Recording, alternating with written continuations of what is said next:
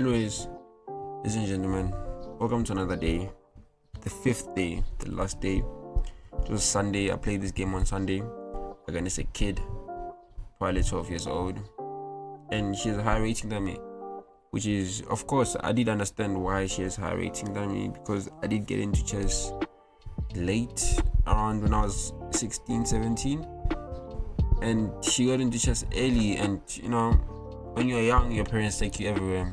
And when you're old like me, your parents don't take you everywhere.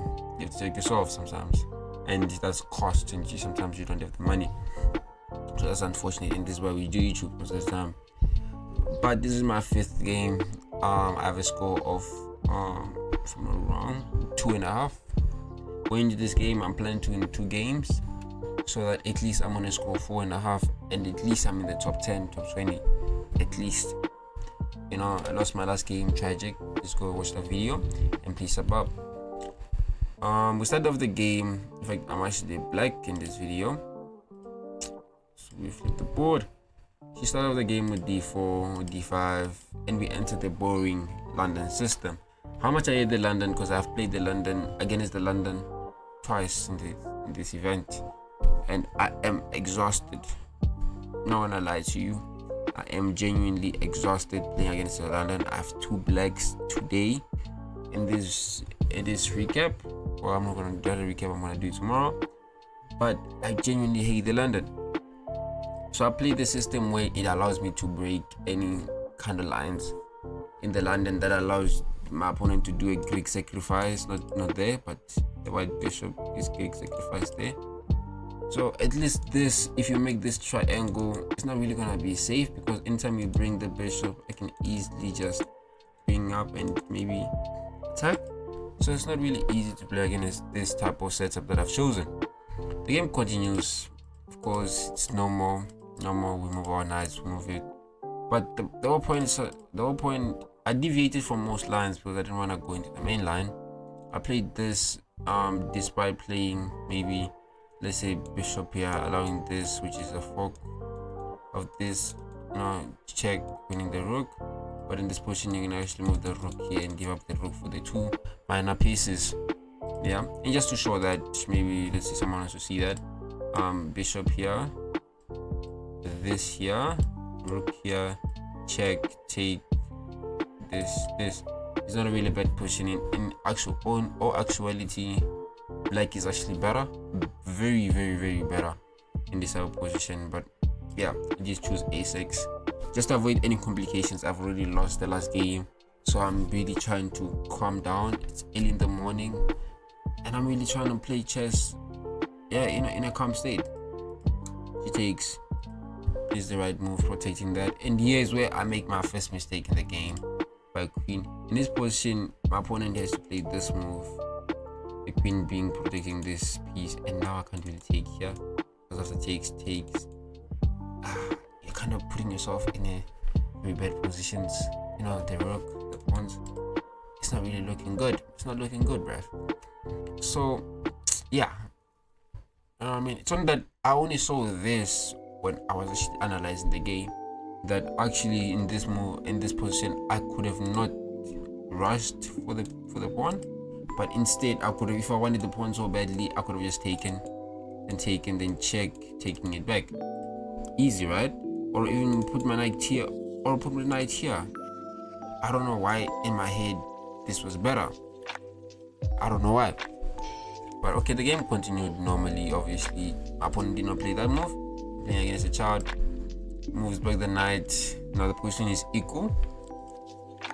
In this position, my opponent blunders. My opponent, as you can see, blunders a pawn. But more than that, I have 2 connected passes. And after taking this, I also have this pawn under attack. So you can try this, but I'm queening you. You can't do that. So I'm merging in this position with 2 pawns. That means I have 2 connected passes which can queen later on in the game. The game continues, takes. And in this position, bishop, which is good. It made me think for 20 minutes to say, what else can I do? I took the pawn, being greedy, obviously. Castled, I also castled. keeping the position less complicated. We don't want to complicate it. Okay, sorry about that. I don't know why Lichess does that. After you place your mouse on the next move, that's automatically next. Okay, after castles, we have g6 or g3, I mean. And in this position, I didn't see that this queen actually can come here. Excuse me. I didn't see that the queen can actually come here. But it's not really bad. But when you're on the board, the difference is that when you're on the board, it's bad. Obviously, you're holding your head, you're like, I have to now make my structure weak and move maybe this pawn or even this pawn. And why? Because now this can also be moved. What's going on? Why have I done this to myself? Because in this position, I could have not castled and just moved maybe something else. So I was kind of worried. Not gonna lie, I was kind of worried. I did hold my head for a good 30 minutes thinking of my next move as my opponent gallivanted around, making me feel not so good. Okay, the game continues. I play e5. My opponent plays in the center, which is a mistake, by the way. This is when I realized my opponent is not really a good player. She's used to playing her own age mates. Because I'm thinking she thought that after takes and takes, if I take here, there's a way of trapping my queen. But I just go back. And also, I think she thought that there's mates somewhere here. So it was takes, and I'm up. She's up a pawn, now I'm a piece. And the queen lands in this position. That's when the queen lands. And this is where I spend my 30 minutes thinking, because my queen can't defend like this. I can't bring my knight anyhow. Of course, okay, now here I should bring my knight, but I can't giving back a piece. If I give back a piece, the position is kind of equal, but do I really want that? No, obviously not. We want to win. So I'm thinking of different lines. I did think of this line, but kind of threw me off after this. It also threw me off after this comes in. Something else could be brewed up here. So I was kind of genuinely in thoughts. Of course, this move is not actually possible now because of the queen. But 30 minutes where I could have just played this g6 and forgot about it. My opponent goes back, protecting the pawn. Obviously, I exchange pieces. The rook comes in. I trade off the rooks, and my opponent resigns after this. My opponent resigns. Why does she resign? Because there is really nothing else she can do. I'm out of piece. If this knight moves anywhere else, it's not just the knight, sorry. The rook moves anywhere else, I take. And this is how you beat the London, to be fair. If you ever want to learn how to beat the London, just go for c5 and figure out the lines. I do study games of the c5. I study in Nakamura against I think Carlsen game, and you get ideas from that. You don't learn from the game per se, but you get ideas for your game, because no game actually goes as the other games unless if you're at the top level. So it was a very interesting game. I was losing rating, now I've gained rating because I beat a 1500, or me, I'm at 1800. So not a bad game, not a bad day so far. We'll see.